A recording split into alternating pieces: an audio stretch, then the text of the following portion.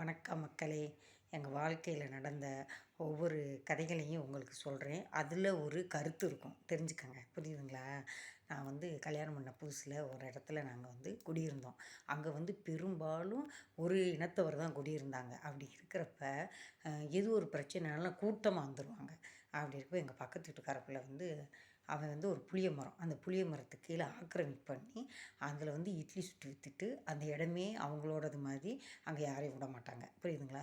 அப்போ அந்த புளிய மரத்தின் பழம் பழுத்து தொங்குறப்ப அதை உலுக்கி அவன் தான் ஏல விட்டு அவன் சொந்த பந்தத்துக்கு கொடுத்து அவன் சம்பாரிச்சுக்குவான். அப்படி இருக்கப்போ அந்த புளிய மரம் உழுக்கிறப்ப ஆசைப்பட்டு ஒரு புளிய மரத்தை எடுத்துருச்சு.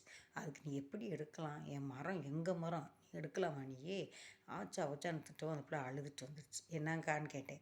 இந்த மாதிரின்னு. அவங்க வீட்டுக்காரர் கொஞ்சம் சாதுவானவர். அப்போ எங்கள் வீட்டுக்காரர் வெளியில் போயிட்டு வந்தவரை கூப்பிட்டு, எங்கள் பாவங்க ஒரு புளியம்பழம் எடுக்கிறதுக்கு போய் அவன் இப்படி திட்டாங்க அப்படின்னு உடனே இவர் கோவம் வந்துடுச்சு. நான் வாய் சும்மா இருந்திருக்கலாம்ல. வாய் சும்மா இல்லாமல் நான் என்னமோ சொன்ன மாதிரி நம்ம யோசித்து முடிவு எடுக்கணும். சொல்லிட்டோன்னு அவர் போய் கேட்டு, எப்படின்னா உனக்கு என்னடா, இது ஏன் புளிய மரம்டா, நீ இப்போ குடி வந்தவன், நீ எப்பட்றா கேட்கலாம், நீ என்ன இந்த ஊரா அந்த ஊரான்னு ஒரே பிரச்சனை.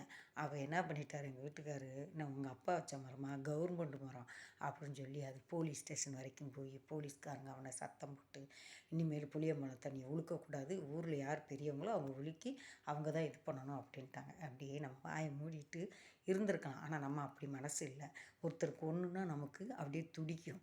ஆனால் இப்போ காலத்தில் பாருங்கள், என்ன நடந்தாலும் பக்கத்து வீட்டுக்காரங்க என்னான்னு கூட கேட்க மாட்டேங்கிறாங்க. அப்படி காலமாக இருக்குது. புரியுதுங்களா? பிடிச்சிருந்தால் லைக் பண்ணுங்கள், சப்ஸ்கிரைப் பண்ணுங்கள். பிறருக்கு உதவி செய்யணுங்கிற ஒரு மனநிலை வேணும்.